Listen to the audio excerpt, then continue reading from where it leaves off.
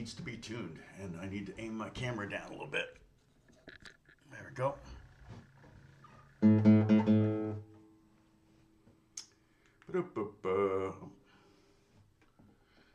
This is the new. Really? This is the new rechargeable snark tuner. I haven't recharged it yet.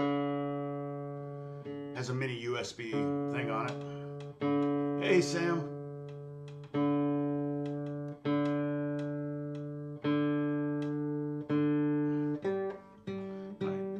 My nails are a mess right now.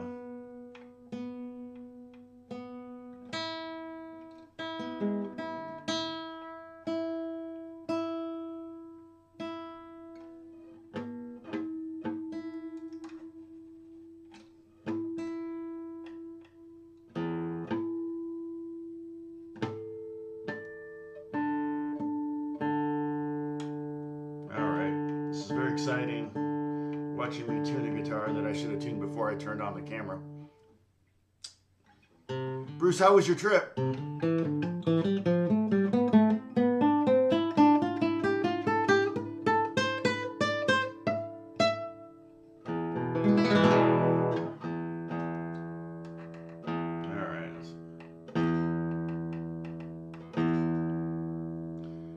Hey, Holly.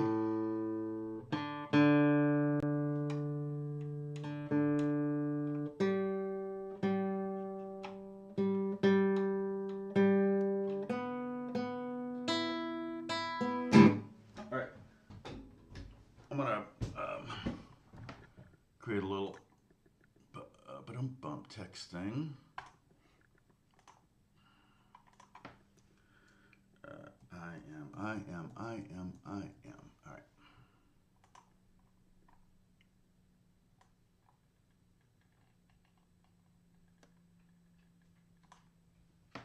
I have a cat visiting me. Hi, Kitty. What are you doing?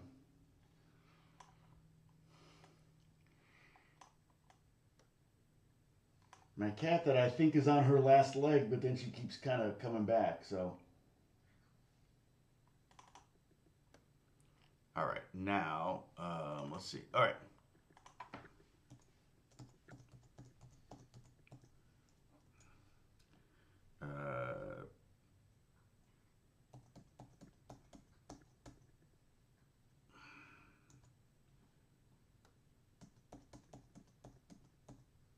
Right. Oh, interesting. It's funny which ones are take up too much space. Actually, I'm going to need. All right. And then here, let's see. Oh, wow. People are talking. Hold on a second. I'll catch up in a second here. I am AM, and then I just saw this one. I don't know. I haven't worked on it at all. AM, which makes complete sense. Okay. Just to give you a sense of all of the, in fact, I can even, let me see if I can create a little music notation thing to show rhythms too. Just to give you a sense of when I was studying classical guitar, that my professor, my teacher, had me do so many variations. And ultimately, I don't think I ever really got to be a really good,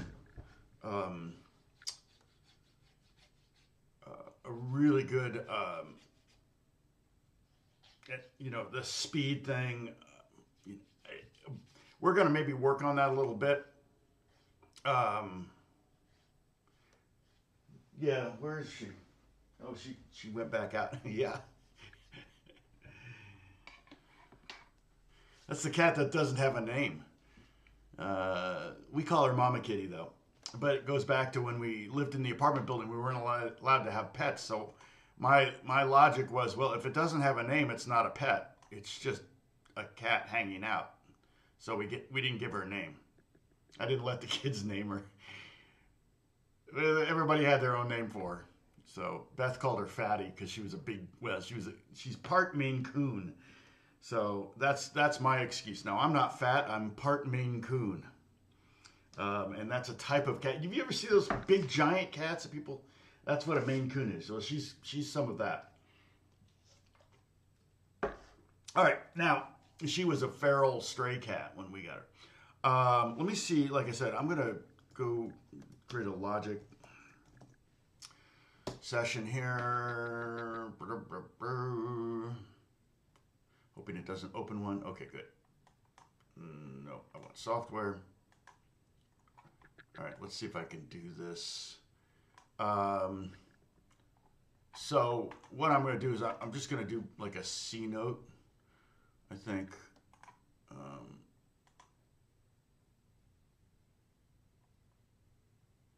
And so there's basically going to be just 4 rhythms. So I think I can do this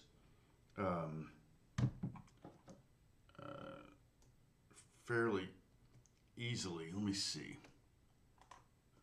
All right, let me hit 3. Okay, up an octave from that. Just give me a second here. So 2 8th notes. All right. Then we have triplets.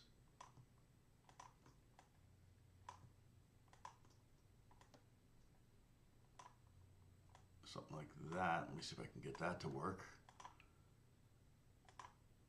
Okay, and then 16th notes. All right, and then an 8th to a 16th. Oh, dang it, I did this wrong. Okay. All right, now let me see what this looks like on paper. All right, this is basically what I need.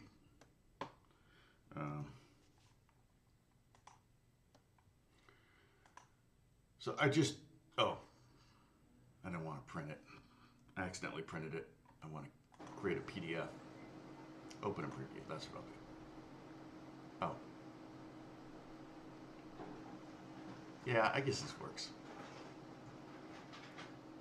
Let's give this, I'll just throw this up there. It'll be on the bottom there. All right, desktop. No, sorry. Okay, I gotta move this. Hey, let's watch Tom do office work. Everybody log in. If I was eating on top, as well, it would be, I would have 400,000 people watching. Remember, that was like a thing, watching girls eat. Like, okay, how lonely are you? Well, pretty lonely. All right, desktop. I need to throw this into the YouTube thing so I don't. All right, now. All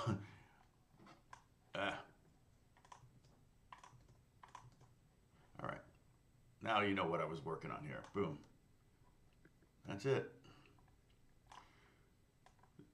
These are the 4 different rhythms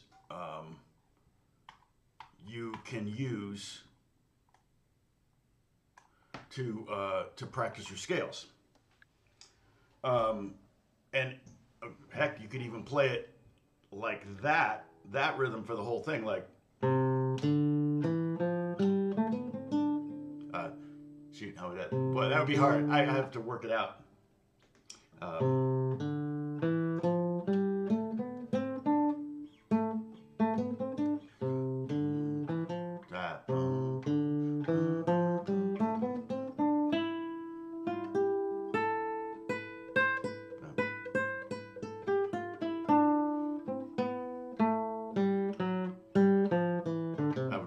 I run out of notes, but Maine Coon cat. That's exactly right. Yeah, yeah. No, yeah. It's just because the veterinarian, took the cat to the vet and said, she's so big. Do we need to put her on a diet? And he goes, well, she's not big. She's a Maine Coon. So I said, okay, that's my excuse.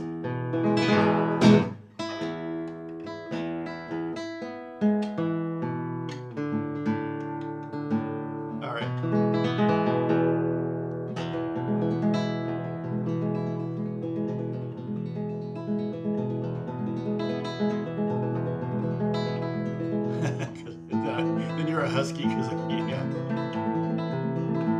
Okay, so much information all around here. All right, up here on the top is the scale in music notation, and below it is the tab. The little triangle thing is where the shift occurs.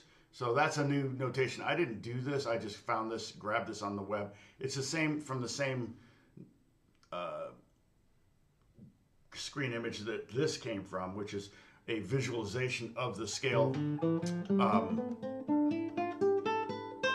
on the fretboard, so you can see it that way. Now, A minor would be the relative minor to C major. The way Segovia voiced and played the minor scales was to use what's called a melodic minor. So regular A minor would be 1, 2, flat 3, 4, 5, flat 6, flat 7, 1. But melodic minor starts out the same, but once you get to the 6th, it raises the 6th and raises the 7th, so there's a lot of leading going on. It's a scale that kind of accommodates an E, in this case, like an E dominant or E7 to A minor, because those notes, the G sharp is in there. But descending, it goes back to just standard A minor Aeolian, which would be with the flat 7 and the flat 6. So here's what.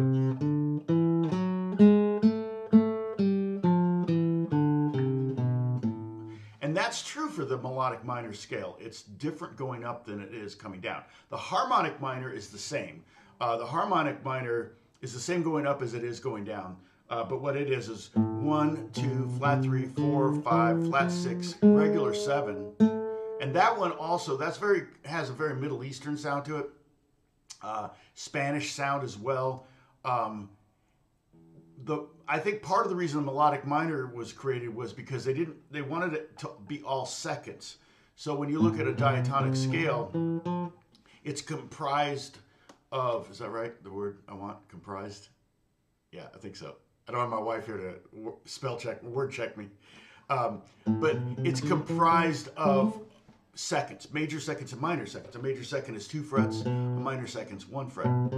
So the harmonic minor, or the melodic minor, keeps that formula going. But harmonic minor, when you get to the flat 6 and you go to the major, the 7th, that's a minor third, which gives it its kind of exotic sound.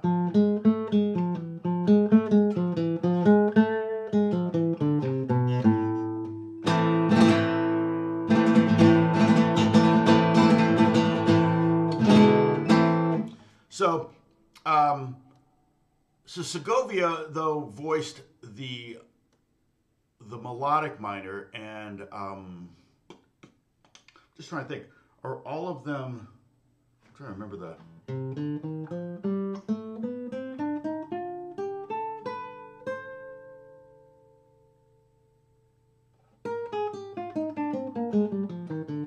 I think that's C melodic minor, or the C minor scale. I'll have to do some when we get to it. So we're going to keep working on the C major scale today. My question is, do I go to G major, go up a fifth, go to the next, 1 sharp from no sharps, or do I do the relative minor? The relative minor is going to be difficult because you're going to, like I said, you're going to have, for one thing, we're going to have 3 octaves. We're going to go from here to here. And so you're going to have a lot of notes, and then it's different descending than it is ascending.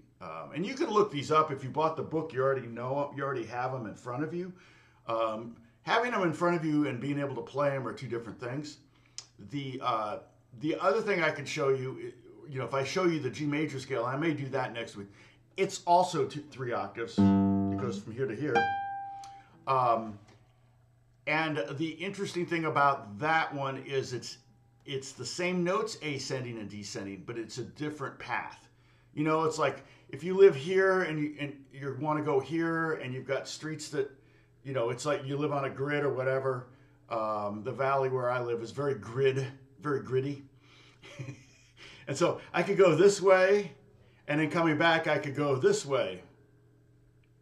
And that's kind of what's happening with the G major scale. And the other thing I want to remind you is that when we learned the C scale, we also learned D flat major. It's the same. D major. And E flat major. So you've learned 4 scales by learning this one scale. And again, this one is the same ascending as it is descending. Both directions are the same.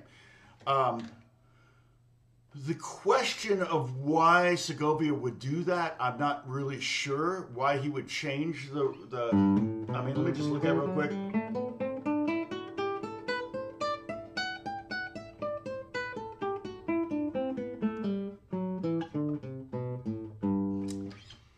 I mean, when you start playing it, it kind of makes sense, but I could totally.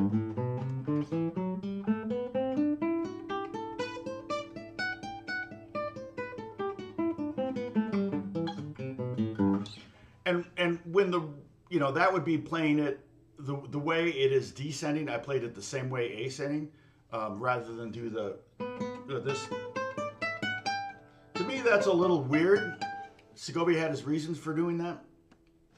By the way, our previous cat's name was Segovia. And could you play it that way? Yeah, of course. You could play it whichever way, in the context of playing music. In the context of playing the Segovia scale, no. You have to do it the way Segovia wants it, if that makes sense. But in the context of if you need a G major scale real fast at a gig, or it's a piece of music you're reading that is going through a G major scale, you can play it this way. There's really nothing stopping you. Now maybe because that's a far jump, but see, that's a far jump coming down. So I'm not sure his thinking of why he went.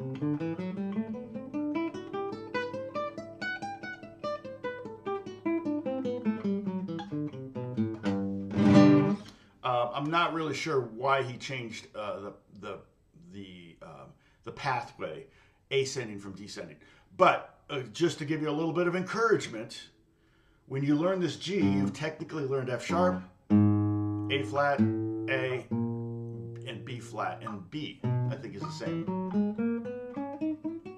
I'd have to look it up.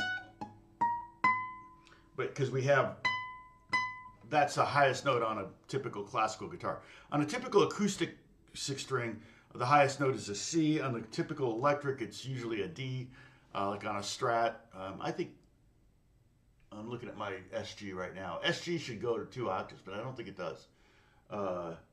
My 7-string has 2 octaves, so it goes to 24th fret.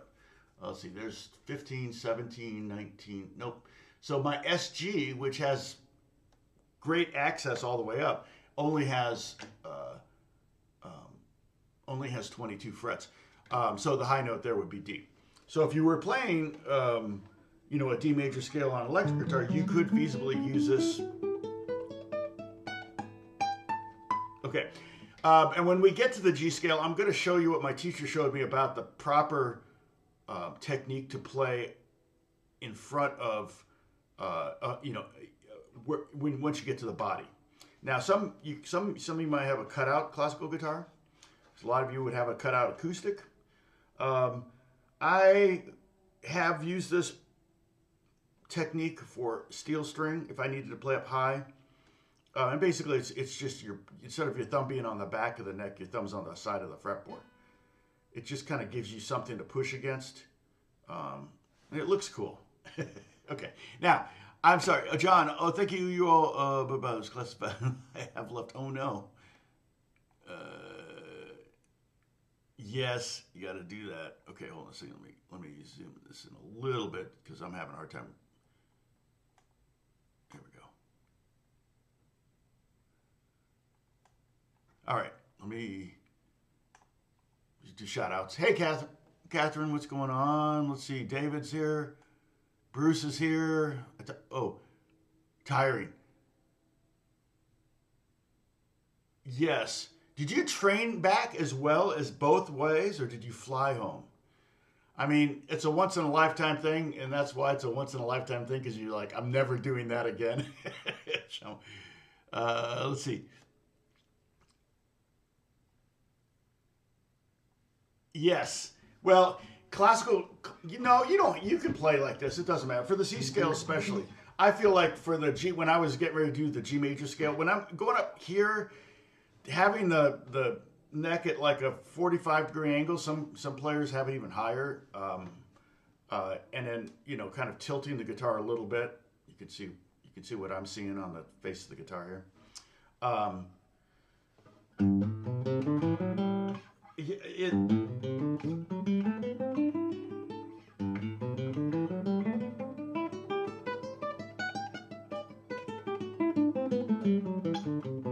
Yeah, it definitely helps. I mean, I use my leg rest no matter what. The reason I'm using it when I'm doing with you guys is so that the guitar is lifted up so you can see it.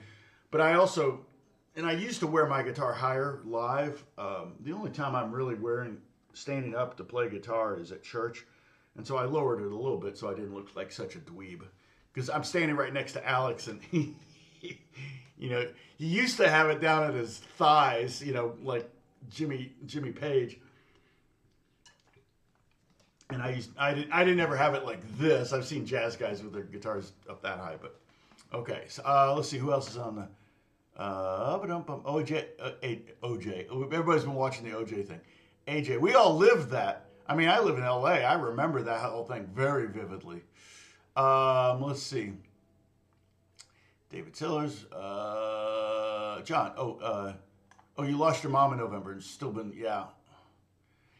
It's tough. One of the things I feel like young people, and some young people, all of my young people, our kids, all are in this mindset. But life ultimately, no matter how much you think things have changed, they've stayed the same. People are born and people die, all of that stuff. And I really remember, I mean, I kind of see life as this ladder, hopefully to heaven. And, I felt like when my grandfather died, my dad's dad died, I kind of went up a rung on the ladder, and with that kind of comes some realizations. It's like, oh, wow, my dad's now the patriarch of the family. When I had a kid, I felt like I went up a rung on the ladder. Or when I got married, I felt like I went up on a rung on a ladder. Certain life events kind of have you go up that ladder. And when my dad died, I felt like it. And when my mom passed away, my stepdad. And so it comes with it, those,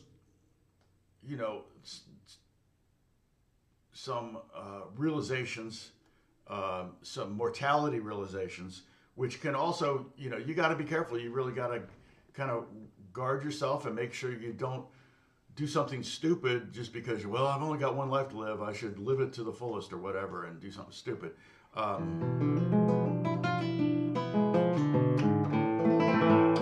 But it does kind of feel like that. So, I remember when my mom passed and it was like definitely that. And now my kids are all married. I felt like at the weddings, I was kind of going up a rung. I'm the patriarch of the family now, which is scary. So, okay. So I'm sorry about that, man.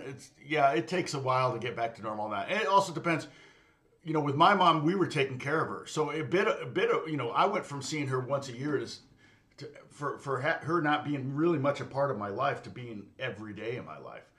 When she moved into our building that we were living in and managing in Pasadena. And so I went from seeing her once a year to seeing her every day. And I thought when I moved to California, that was never going to happen unless I moved back to Indiana.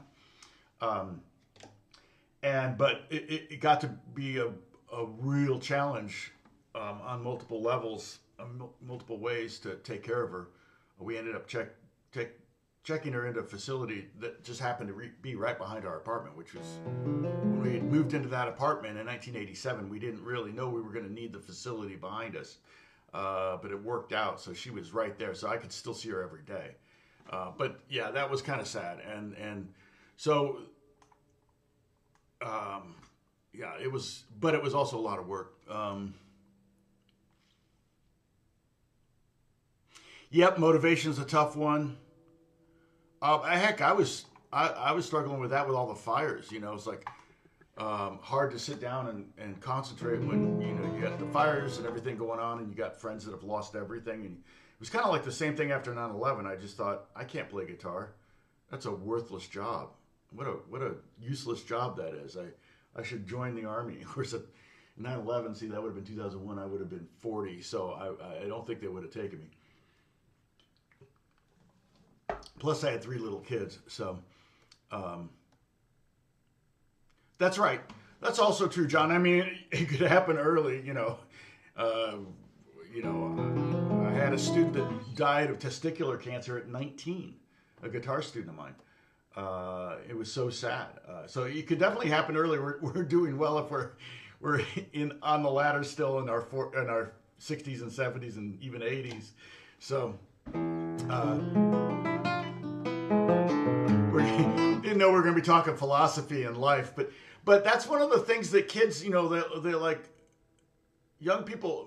Like I said, my kids are all like, yep, we all want to have kids. They all got married. They all want to have kids. It's just like, it's the next thing. It's been that way for thousands of years, and it's just ultimately, it helps you feel like you're part of the Matrix. If you do what the Matrix tells you to do. See? Anyway. I mean, you don't have to have kids. It's not like saying you have to have kids to be a whole human being. Nothing. Couldn't be further from the truth. It's just that just seems to be kind of the path that the world takes. And the U.S. is kind of not typical in that regard. But the rest of the world, so much of the rest of the world, particularly the East and the Far East, the Muslim countries, Africa, it's like they got the ladders. They just keep going up the ladders. The West has convinced themselves that they should not procreate because the world will suffer from it, and I'm like, yeah, I don't believe that. So. It does help. I can't wait to be a grandfather. I can't wait for my kids to be parents. They're going to be great. My boys are going to be great dads. And my daughter's going to be a great mom. It's going to be fun to watch.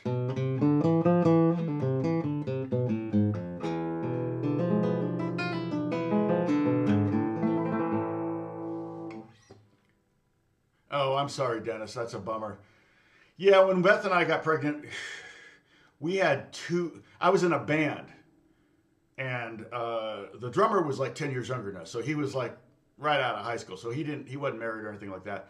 But the bass player and the other guitar player were both married and trying to have kids. And they were really struggling. And then Beth and I got pregnant like that. I call us Fertile Myrtle and Potent Otis. And we were happy, but we were also kind of like, this is our band. These are our bandmates. We're doing shows together.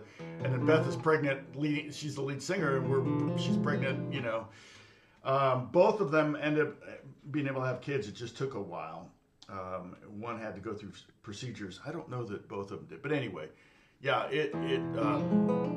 That's. But you pour yourself into nieces, nephews. You find different ways to pour that instinct into, people, friends, kids, whatever. It is great being around kids. It's great for energy. I mean, I have a friend who's 50 and he got married when he was like 40 and he just had triplets.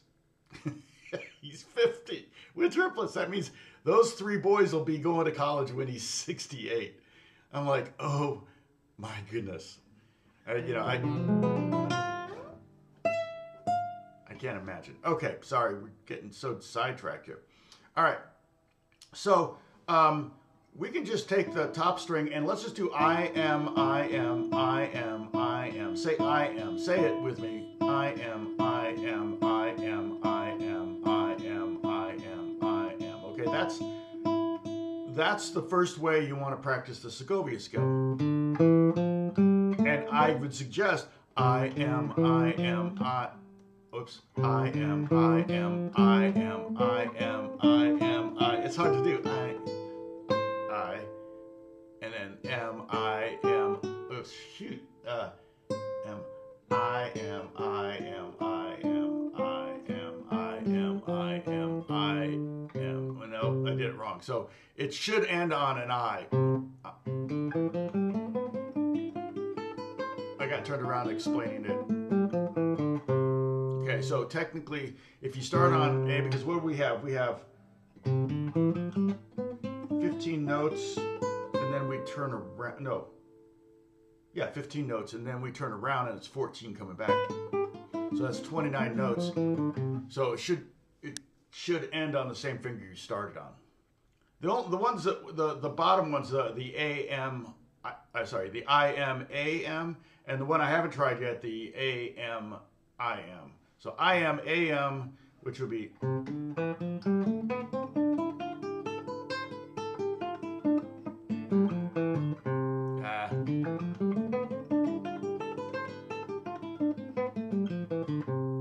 I ended on I. I'm not sure what. I don't know why that.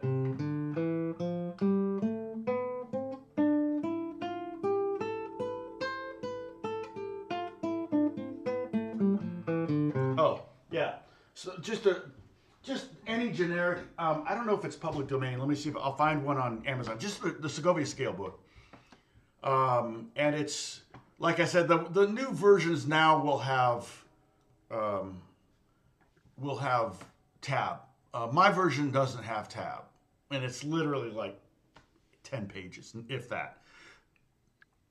But if it's got tab, they want to charge you a little more for it. Oh, there it is.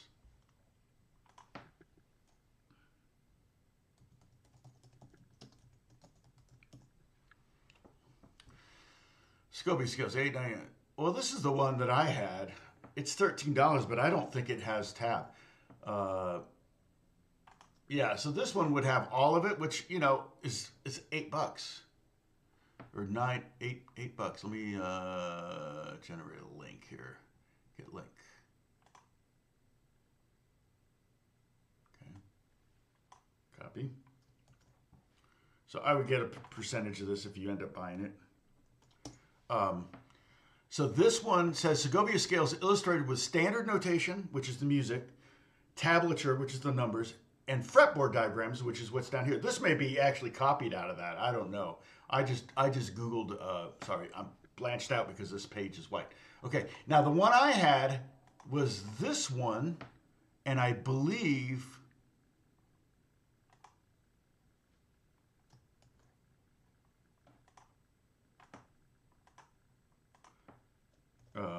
oh, Bruce, I forgot to put the, let's see. I can put the Discord join thing. Oops. What did I just do? There we go. Cancel. Boom. All right. There you go.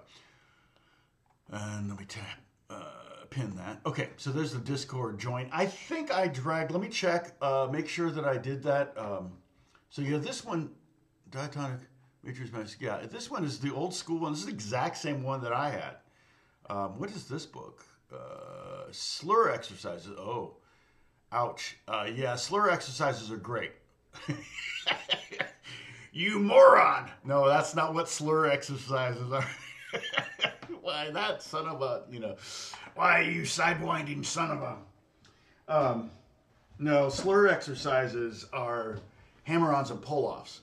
And that's for building strength in your left hand. Okay, so the Segovia scale is one of those tasks for classical guitarists, for classical guitar majors.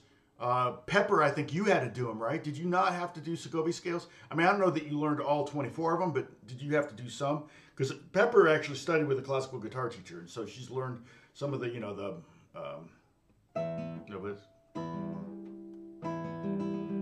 was it?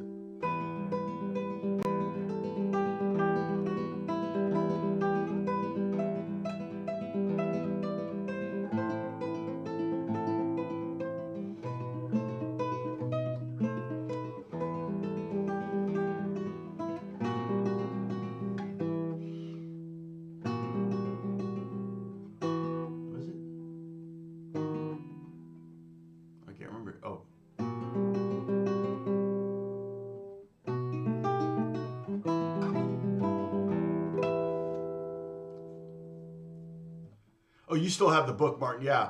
I mean, kudos to you if you got through all of it and learned them all and memorized them. Again, it's not that many scales. What you learn the A minor one, and I think it's the same for. I think B minor starts here. I think the B minor one's different, so you could technically start there, but it's the same for. The A minor is the same as F minor, F sharp minor, G minor, A flat minor, and B flat. So you really 1, 2, 3, 4, 5, 6. That's 6. That's literally you're learning 1/4 of the Segovia scales when you learn one of the scales. So there's a lot of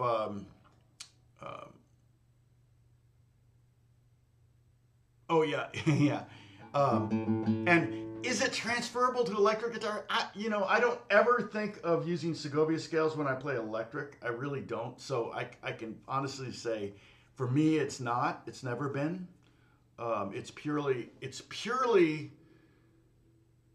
Seriously, the main reason I do Segovia scales is when I feel like I need a task and I don't know what to do. Does that make sense? Sometimes I feel like, okay, I got to get my hands warmed up. And like I said, this is one of the few things, like the Giuliani arpeggios really are for the right hand.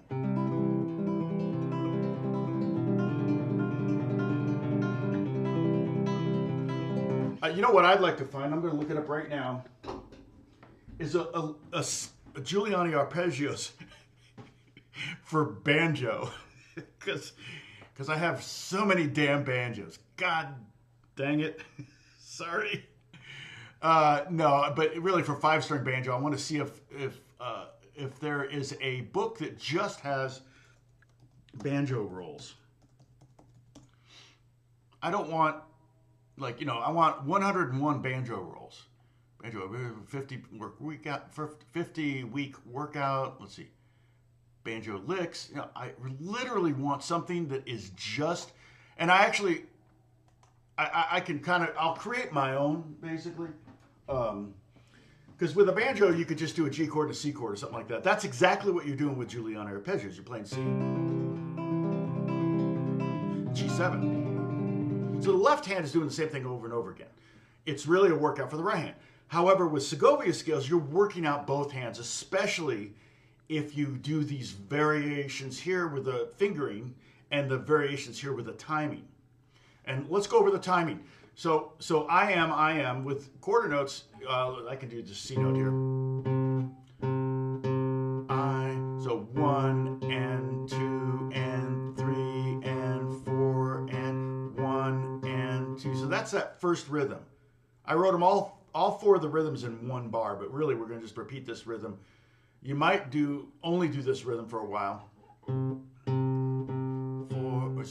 1 and 2 and 3 and so it's a slow tempo. 1 and 2 and 3 and 4 and 1. Hey, Luce, what's going on?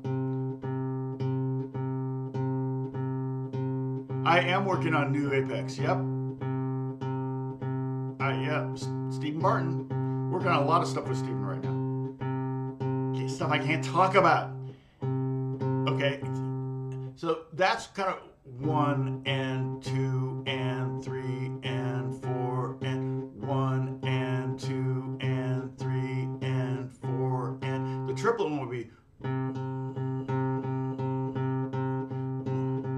1 triplet, 2 triplet, 3 triplet, 4 triplet. And with that, you'll notice that your right hand, it's I am, I am, I am, I am, I.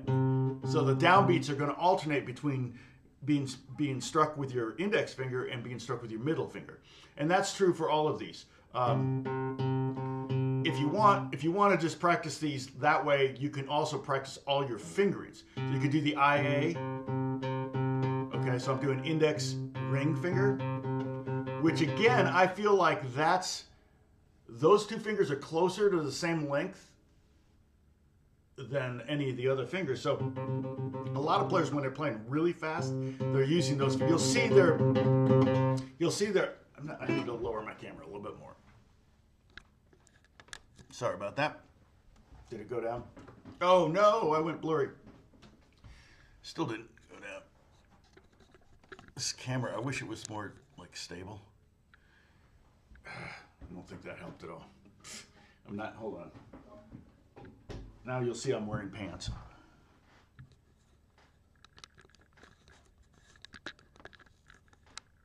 Now it's probably too far. No, it's okay. You don't need to see my hair.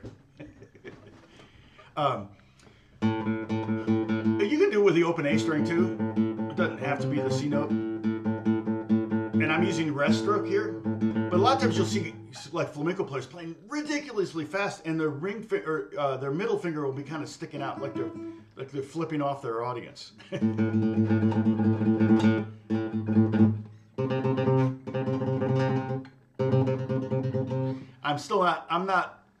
I'm not a pro in the arena of classical or flamenco. I studied it in college. I use it all the time, but rarely do people ask for really fast stuff. And if they do, you know, to be honest, I might pull out like a really heavy pick. I've got a rubber pick that I use sometimes on classical guitar, but if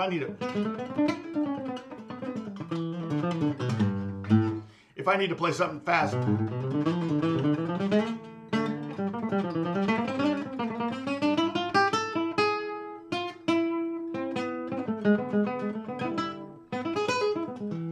if I need to do something really fast, I'll probably pull out a pick. Nobody's really going to tell. It's not solo. Usually when I'm playing guitar on anything, I'm not, as like Luce noted, I do Apex Legends, and it's like, there's all sorts of stuff going on when I'm playing guitar. So you're not going to really be able to tell if I'm using my fingers or a pick.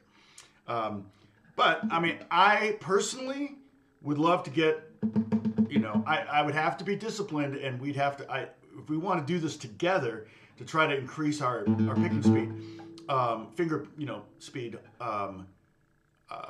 then basically what I would do with us is come up with some simple bursts, little bursts, you know, maybe like the first 5 notes of a D minor scale, for example. And then what you try to do is you try to look at, okay, what are the right hand fingers doing? You know, and so I'm going in, I, M, I. But what if I did a chromatic thing?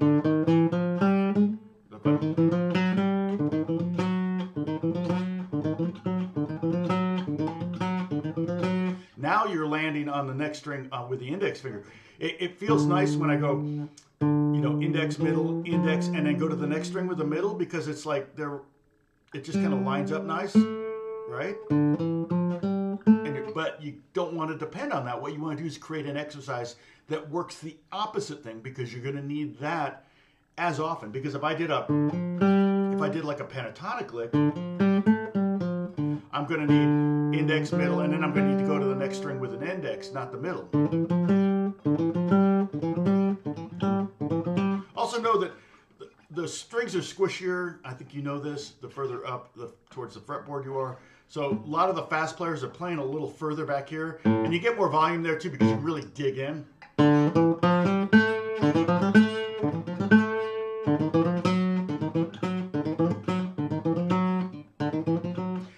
And then the really important thing is to be clean.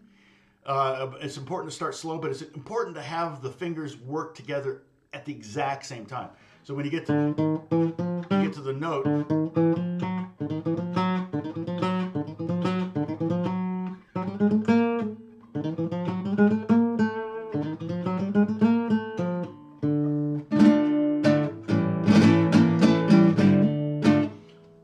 Mambo Italiano, yes, Dean Martin, yeah, it's such a great song.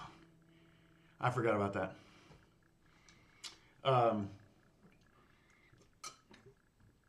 Pants check. Yeah. And now that the camera's aimed lower, you can see that I'm wearing pants. I need to get jeans. I don't have any blue jeans. All my blue jeans are gone. So I've got like these gray jeans. I got black jeans, which I generally don't like wearing black jeans. I feel like I can't wear like a blue shirt with black, you know, it's like limits.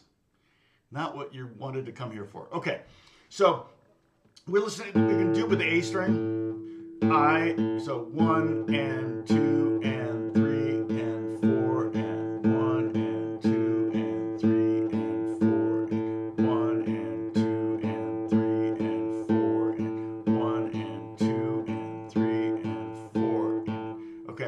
That's the first rhythm over here. 1 and 2, 3. Triplet would be this. And you can count it 1 triplet, 2 triplet, 3 triplet, 4 triplet.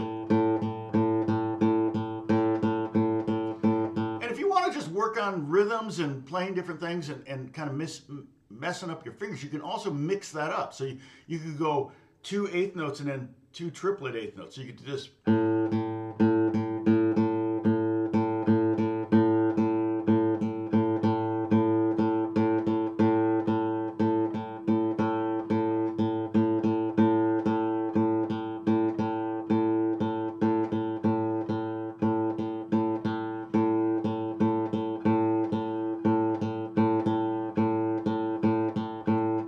I was messing up a little bit on the rhythm there.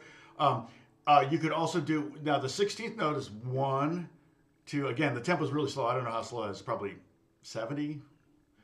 1 E and a 2 E and a 3 E and a 1 E and a 2 E and a 3 E and a 4 E and a 1 E. Yes. And there's actually a term for the pinky, and I can't remember what it is. Pima, is it a C? There's a C. The pinky is used actually in flamenco, and believe it or not, I know a classical guitarist that does tremolo with his pinky and ring finger while he plays chords. It's the most insane thing I've ever seen in my life. I saw him play live and I couldn't believe it. He had 100% control of all 5 fingers. It was astonishing. Yeah, kind of like playing bass, exactly. That's how I would play basses with 2 fingers. Unless I was doing like a rock thing, if I wanted to really dig in, I would use a pick. Or if it was really fast, I'd probably have to use a pick. The one thing that happens when, hey, Time Prophet, the one thing that happens when I, the first part of the scale looks like a G major. Oh, yeah, the G major. Yeah, the C major, that's also true. These scale snippets are identical. Like the Segovia G major scale is, well, but it starts out like that, and the C scale, the first 5 notes of those scales are identical, but not for the E major. I think E major is.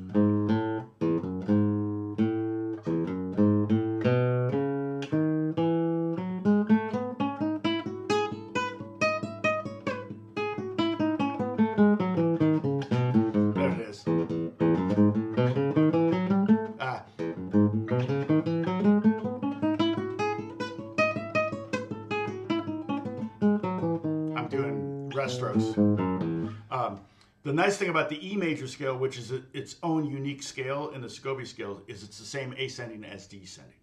And same thing, no, E minor wouldn't be that way, but E major is definitely that way. So, because Segovia wanted to utilize in all of these scales the lowest possible root note and the highest possible root note.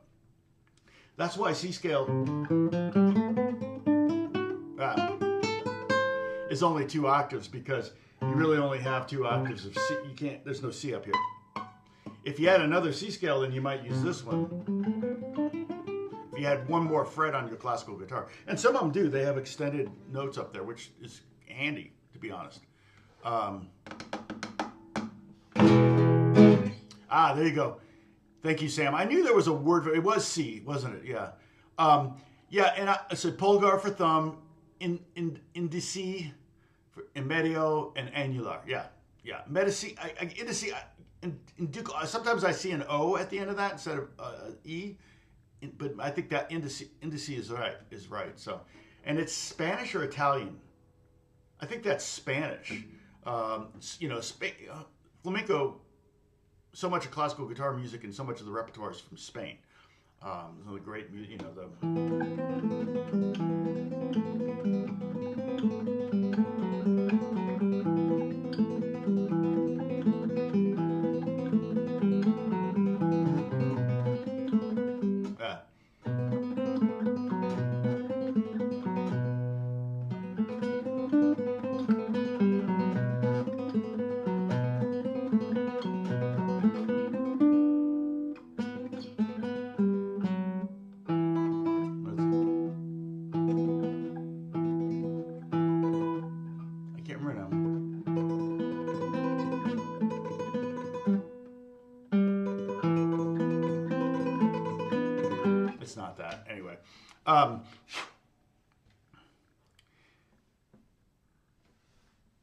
Yeah, the thumb being demoted as a P. Yeah. So, and then the last rhythm here, this one, the dotted eighth note to the 16th note, is one that I learned later in life. I think my teacher didn't have me do that one, and my teacher didn't have me do the last of these fingerings on your left here, the bottom one. That one I just discovered, and I haven't even ever worked on. And it makes complete sense. I don't know why I didn't think of it. My teacher never made me do it. But the rhythm here, this rhythm, that the fourth beat, that's the one that will really help you kind of get some speed going, because it forces you to move quickly without you realizing you're moving quickly, which is kind of a cool trick.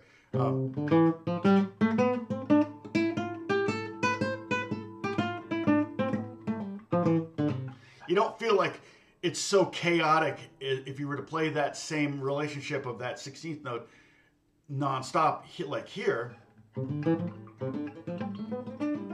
Oh, you're like panic mode and everything freezes and everything gets all tight and everything. But with this, it's like you just start bobbing your head like Night at the Roxbury. Okay. Anybody get that reference? Hola. Hola a todos. Oui. Si, Richard.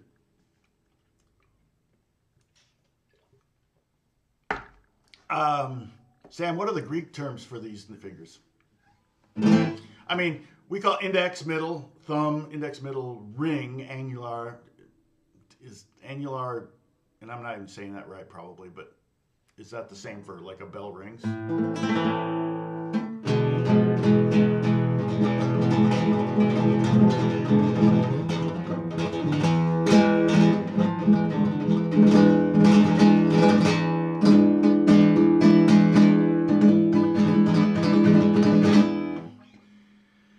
I wish I had those rasgados down. One of the many things I want to work on. I need more lifetimes. Okay, so let's go ahead and just with our index and middle, and it's hard, slow, because chances are I'm going to get my fingers mixed up. But let's try to play through the scale. So second finger on the third fret of the fifth string, pinky, get that D note, okay, on the fifth fret of the fifth string, and then, yeah, I'm not even thinking about my right hand. I'm working on the left hand here, so don't worry about your right hand, okay? Index is playing, your first finger is playing the second fret on the fourth string, and then second finger getting on the third fret, and pinky on the fifth fret, okay? That much of it, the very first 5 notes of the C major scale. And now we can work on your right hand. Okay, let's go on. Get the A. All right, and then we're going to play C that way. Well, you can play it this way. No, because we want to set up the next section. So let's try this. All right, because the probably the biggest challenge in the Segovia scales are the shifts. And the shifts allow you to go up and down the fretboard, and so they're very well thought out. Like Segovia went, okay, I could do it this way, or I could do it this way, or I could do it this way. What's the best way to get home, basically? You know, like I said, with a grid, you can go home this way, you can go home up here, you can boom like that. Sometimes the traffic and the light's really slow there. You know, making a left turn there is really impossible. So, so that's kind of why we're playing the Segovia scale like this, and not like this.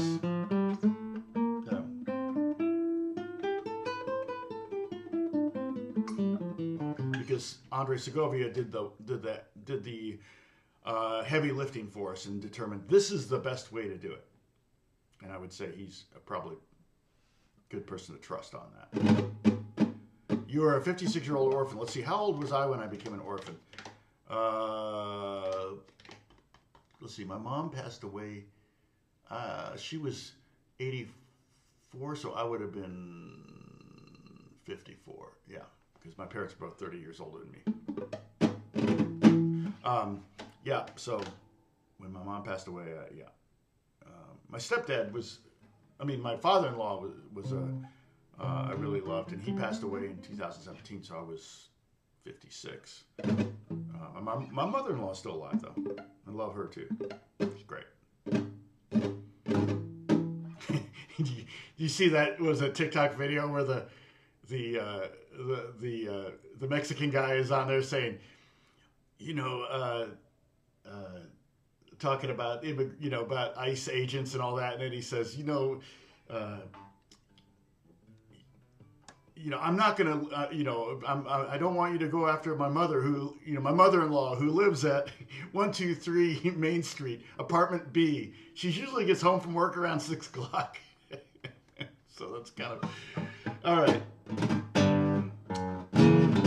Did I take piano classes? I did. Not very helpful. I met my girlfriend in that class at the time, my college girlfriend. So I helped that. I sat across from her. They were those Wurlitzer pianos, and we had headphones, and the teacher had a switch so she could listen to each of us play our things, And I didn't. I had a piano at home. My mom has a piano. I would play other stuff. I wouldn't practice. I would practice a little bit, but not enough to be good at. I play a lot more piano now than I ever did. In fact, piano's great for theory stuff. It's really difficult to teach music theory on the guitar. And scales are pretty easy on piano compared to guitar because they keep repeating themselves. I can play a 88 key, I can play a 7-octave C scale without batting an eye. Heck, if you just roll your finger across the white keys, you do that. So, all right. So we got fret-wise 3, 5, 2, 3, 5, 2, 4, and then first finger there. Okay. You can go up and then come back down.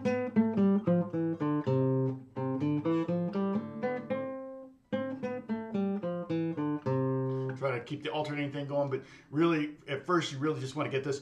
Ultimately, what's going to happen is your left hand is going to memorize. You're going to get muscle memory. You'll be able to play the scale without thinking about it. Because there's a lot more to work on over here on the right hand. You got the different fingerings and the different rhythms. And so if you take all those fingerings, that's 8 different fingerings and 4 different rhythms, and that means you've got 32 variations a way just to play this one scale. You can see how you could easily spend 2 hours a day working on Segovia scales. And it was kind of like that. I would spend an hour a day on those, an hour a day on Giuliani arpeggios, that kind of thing, and then repertoire. And that was when I was in college and I had classes to get to and stuff like that. So I didn't spend 8 hours a day practicing or anything like that.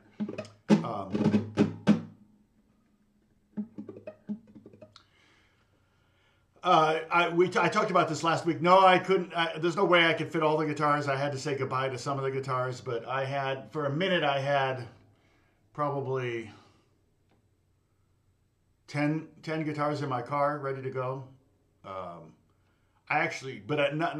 in the driveway. I have a garage. Most people in California don't have garages. At least not in my neighborhood. They've turned them all into ADUs, which is kind of annoying. Our street's pretty good, but it can make parking on some of the side streets really impossible. Because people don't have a garage to park the car in, so they're parked on the street.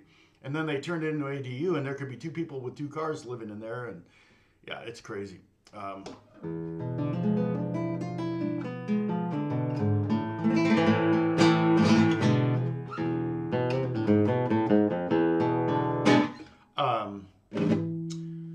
So we got that first part of the C scale, and then if we do that, we'll remove our first finger into position right there.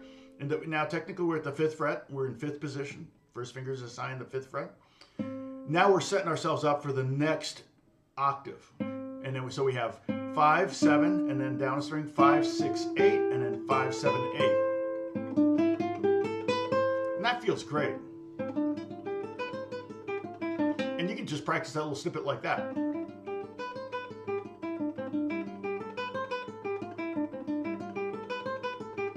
You can try that last rhythm right there.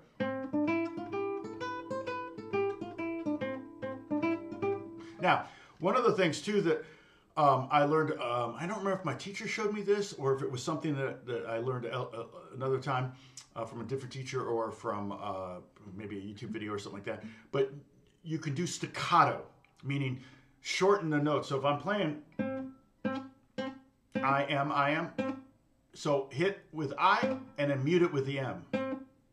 So hit pluck with the index and mute with the middle right away. And that's called preparation. So what preparation, I call it preparation H. No, preparation G. So it's the, basically what you do is you're setting yourself up for the next pluck. And it kind of bakes into your playing more speed. Now try not to mute this. I'm trying to hold this down solid. So the muting's coming from the right hand.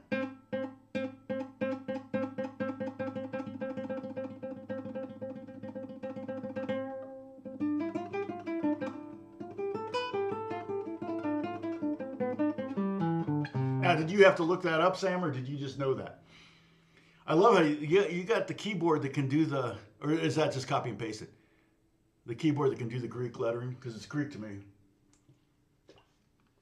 All right, so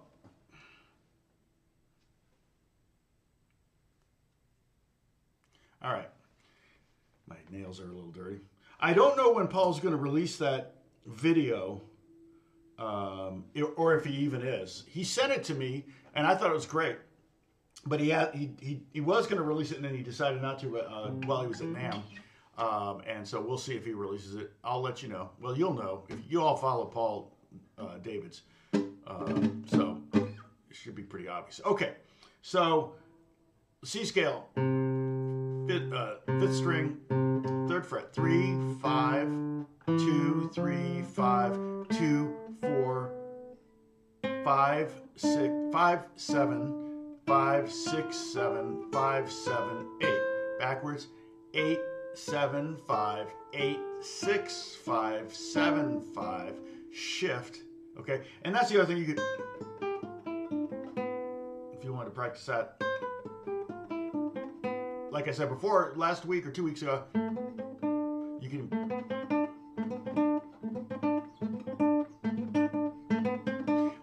One of the challenges for me and for everyone is to make sure that this note isn't too short. So it's not like long, short, right? Long, short, long, long, because you're shifting. You kind of want to make the shift really fast so you can hold on to that note. Yes, I know. Jeffrey, I should be getting paid for this, right? I always try to make this. I'm not OCD, but I always like to try to get those to line up. I should be getting paid for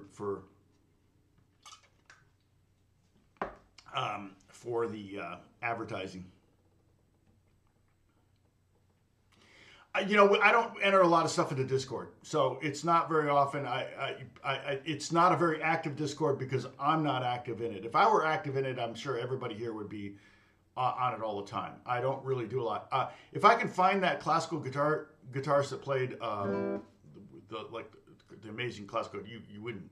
It's the most amazing.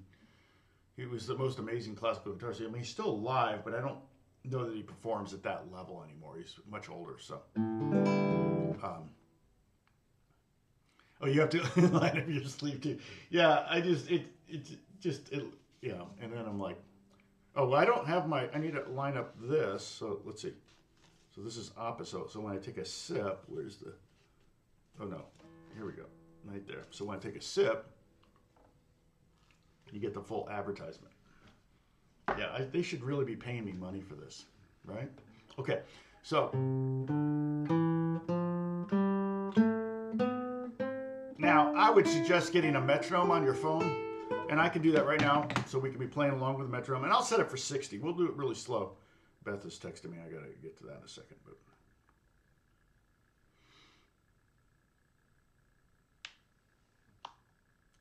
that's super slow. Now, I could do eighth notes on there, but I want to hear.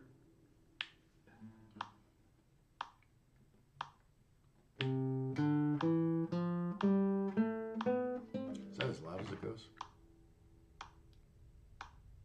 No.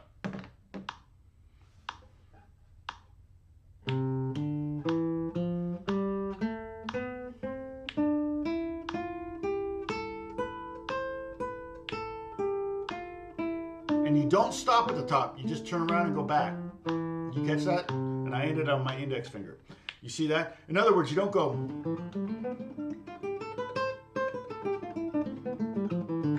You could, but generally the idea is to turn around. And the turnaround should be in time. So it's like.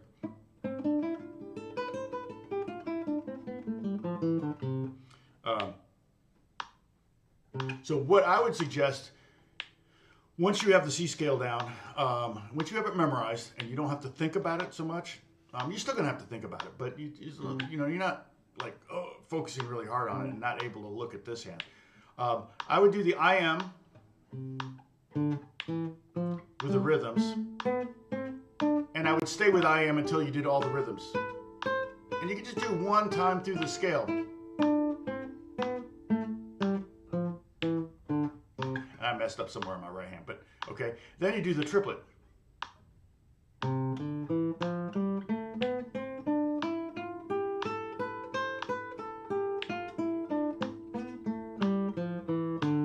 Like that. I'll do it again.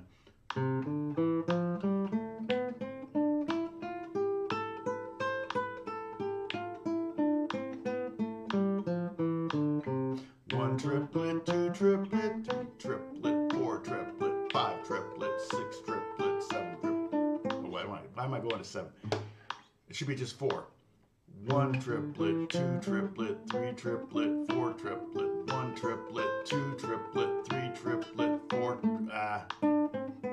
Trying to multitask too much. Okay. Then the 16th note would sound like one E and two E and oh, I'm still slow. One E and two E and.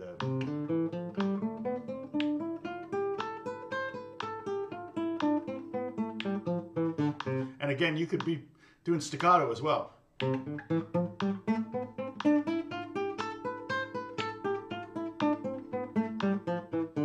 Okay, and then the last one is the dotted eighth to the 16th note. It's slow.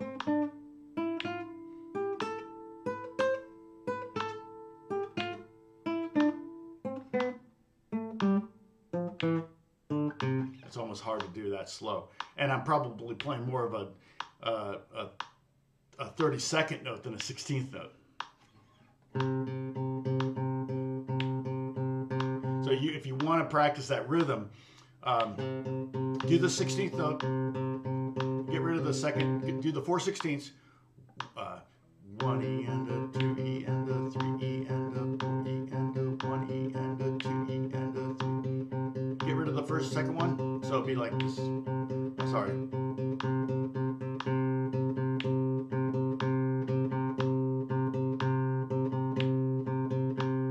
Which you could also practice.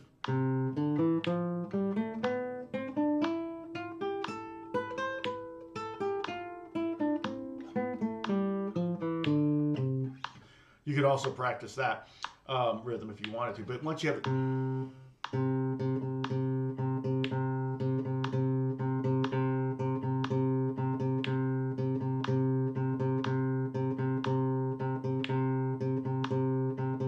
Right? Once you practice that, then you get rid of that second note. So it went from.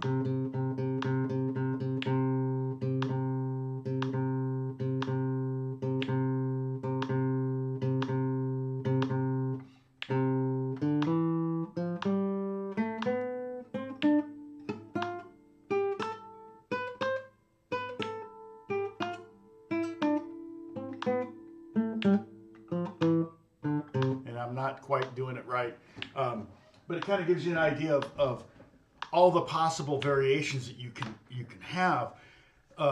Like I said, you could, if you want to be super efficient and just you could do the scale one time, I am with this rhythm, then one time with this rhythm, then one time with this rhythm, one time up and down, and then go to MI and do the same thing and do it with all these, and you do the scale 32 times.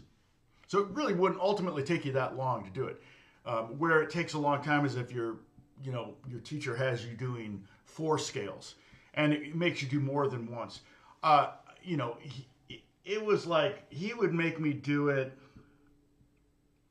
was it 10 times in a row without making a mistake. And if I made a mistake, even on the 10th one, I had to start over again. So, which actually was really smart because what it did was it kind of helped train me to be less nervous. Because what would invariably happen is you get to the 9th time and you're like so worried you're gonna make a mistake, you make a mistake. And you have to realize psychologically, which is a big part of playing, especially solo. If you're playing in front of an audience by yourself, there's a lot of psychology that goes with that. And there's a lot of times singers are called divas, and it's just, they're not divas. They have stage fright, and they're prepping themselves by telling themselves, I experienced that when I was leading worship. When I would get up in front of my church in front of 1,500 people to lead worship for 5 services, so ultimately 7,500 people in 5 services, I was often very nervous and kind of like, oh man, I hope I don't screw up or whatever in front of all these people. And I kind of would just tell myself, you're the man. Like they do in golf, you're the man, when someone tees off. It's kind of like they're hiring you to do this. They think, everyone here thinks you're good enough to do this. Now go do it. And that's kind of what I had to tell myself. So, okay, Sam, can you explain the alternate patterns at the left where the second line is inverted? Yeah, so basically thank you, Sam. Basically, once you've done I am,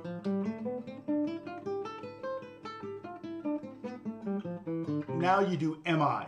And that basically just gives you a different, you're gonna have a different finger on every note than you did with I am. So it's again and you're going to end on in this case you're going to end on the middle finger. It's just a way of giving you variations. It's kind of a way of baking in the scale and everything, all your position, all that stuff, even deeper in it, ingraining it deeper into you to be able to do it every way. The IA would be index ring.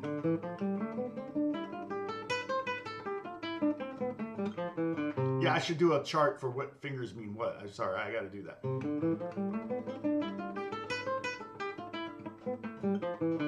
And then AI, which actually feels better to me than IA for some reason.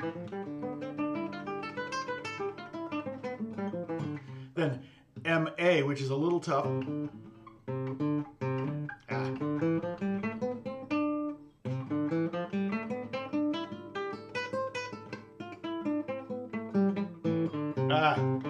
It's been a while.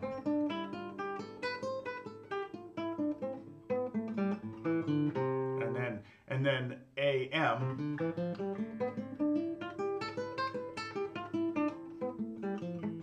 And then I am AM.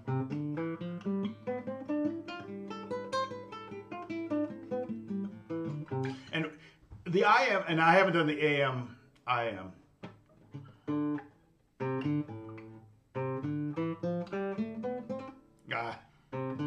Dang it. Yeah. I shouldn't make you do it if I can't do it.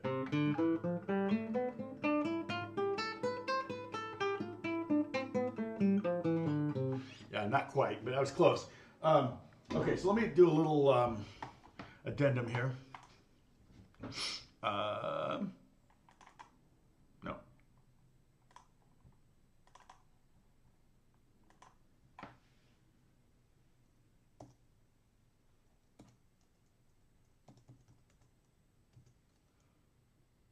Oh, yeah, that's what I want. M equals middle, and A equals ring. All right, so that gives us more information. I apologize.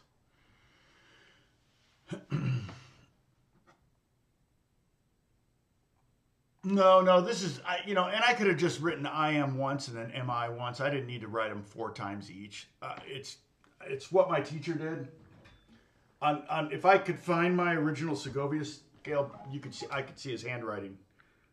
That I am. So he just, you only need to have it really. You could, I could do this. In fact, it might almost make more sense because, no.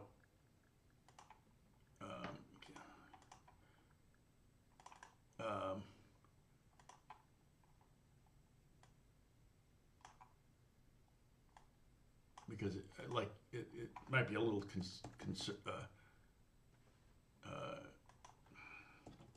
confusing. Oops, I keep clicking on the wrong thing.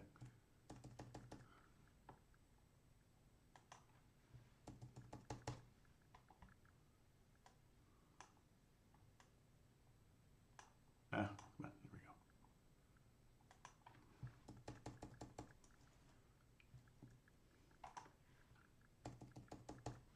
Does that look better?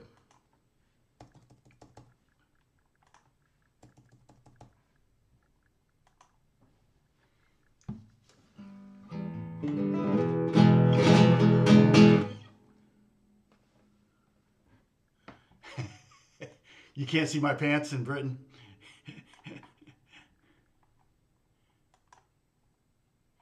All right.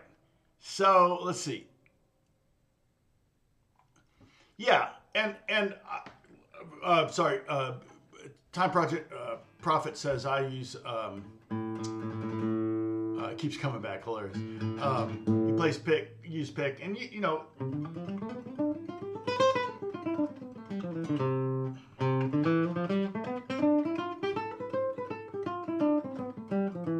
If I rotate the pick around a 45-degree angle, it almost sounds like a finger to me. If I keep it flat, it's going to be. But if I rotate it.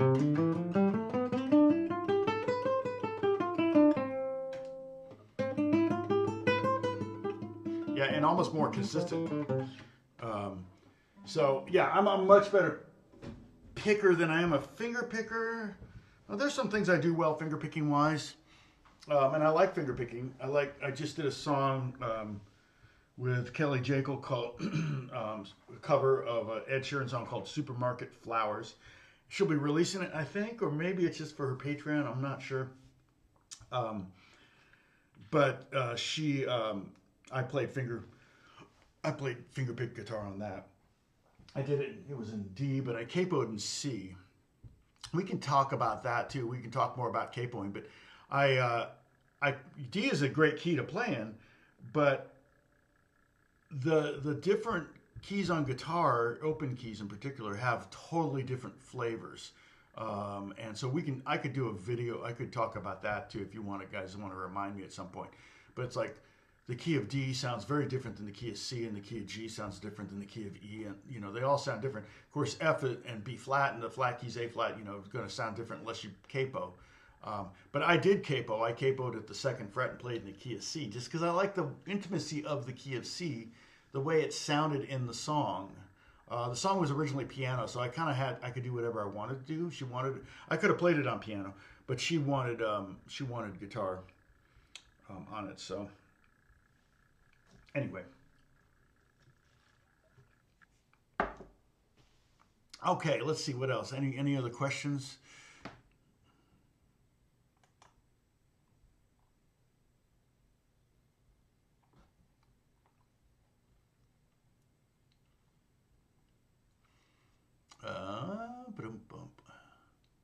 Oh, you got a ukulele, but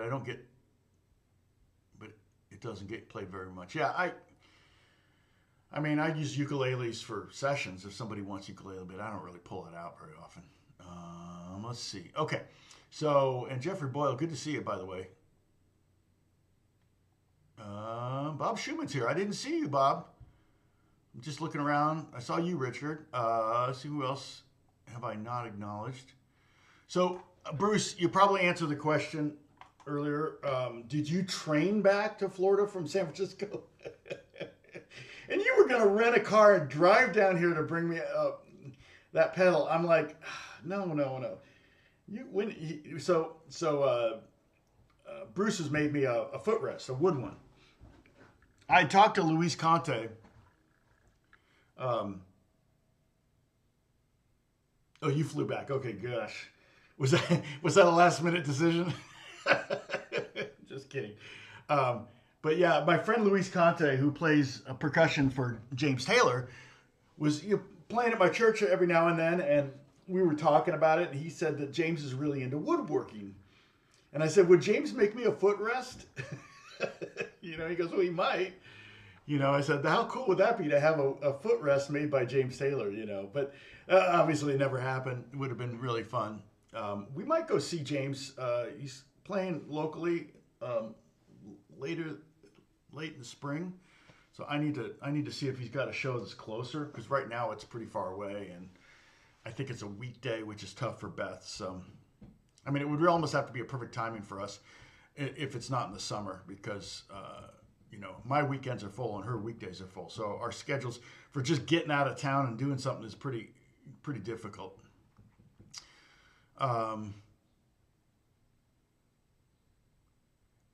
Yes, and the footrest I have. If you want one of those, let's see. What's the brand? I've been happy with this. It didn't break. Is it Tetra Tech? Tetra Technica. I mean, it's made in China, I'm sure, but it's solid. Um, I've broken one. I've only had two in my life. Let me see if I can find it, and then if you buy it, I get a little piece of that action. I think I've got a whopping $3 waiting for me in Amazon. Um,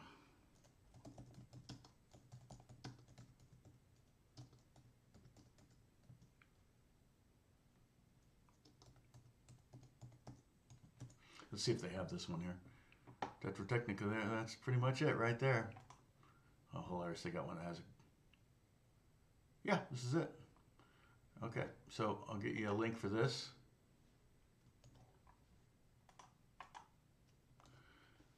Let me see how much. See earnings. Let me see my earnings.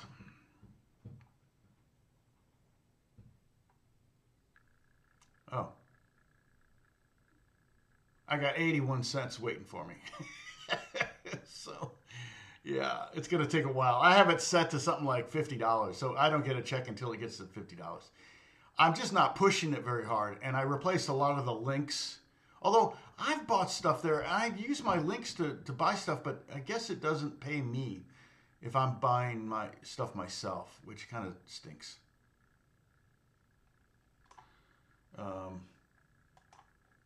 So maybe I'll stop shopping at Amazon.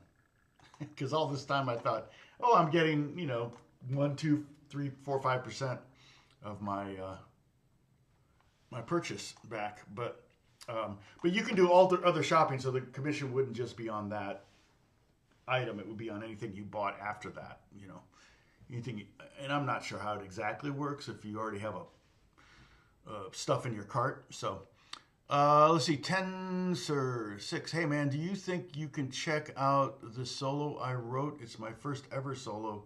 I don't know if it's good. Well, join the Discord and then post it there, and you'll get.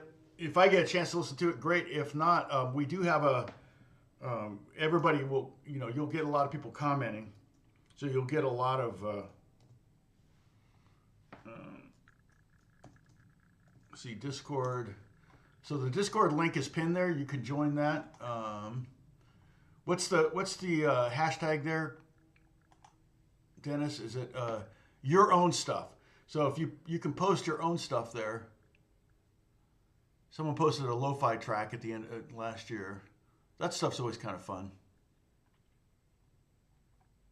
Oh, I think I already. No, I can react. There you go.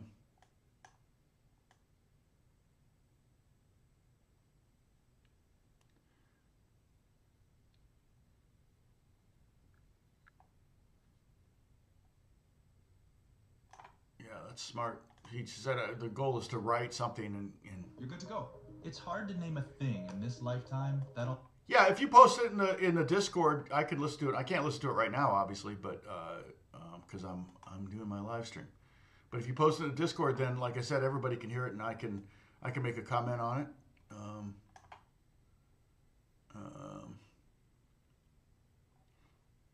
Yeah. So hold on a second. I gotta mute.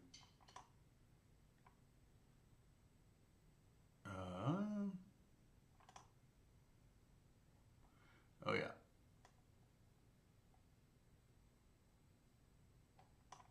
Yeah, writing a song a week's tough. It's tough. It's 52 in a year. Yeah, 10. I'll try to listen to it. Again, like I said, if you post it there, I don't want to give you my email address or anything like that, but if you post it there, or you can go there and feasibly, there's a potentially you could message me. So if you don't on Discord, I don't check them very often, but if you join Discord, then you can message me, and if I see it, I don't even know where messages appear on Discord, to be honest. I'm trying to see that. Direct messages. Oh, look, there they are. Friends. Message requests. 30 days ago. Oh, what is this? Oh, someone trying to get me to help Justin Bieber because he was crying on his Instagram. And I'm kind of like, now why does it say I have 8 messages here? Oh, because it's all 8 messages are in one. Okay, I see. Okay. Boop. I don't know how those go away though. Okay. I'm not a big aficionado. Oh, you posted it in the chat. Oh, you did. Boom, boom. What channel? You posted in the channel, sir. Oh, you mean a link here? Yeah, I don't think you can do that unless you're a moderator. So, okay. I've got to take off. I've got work I got to get going on, and Beth has been hitting me up, and I got to make sure that she knows that I'm not dead. So, anyway, I will talk to you later. You all do well. God bless you. Work on the scale. Work on some of these variations, and these are all the variations you're going to do with all the scales if we continue on this. We may also do some snippets. Okay, thanks. Oh, I see. Here we go. All right, I'll check it out. There you go, Tense. Okay. Everybody, God bless you. Take care, and I'll see you soon. So hopefully next Monday. All right, I'll let you know if that's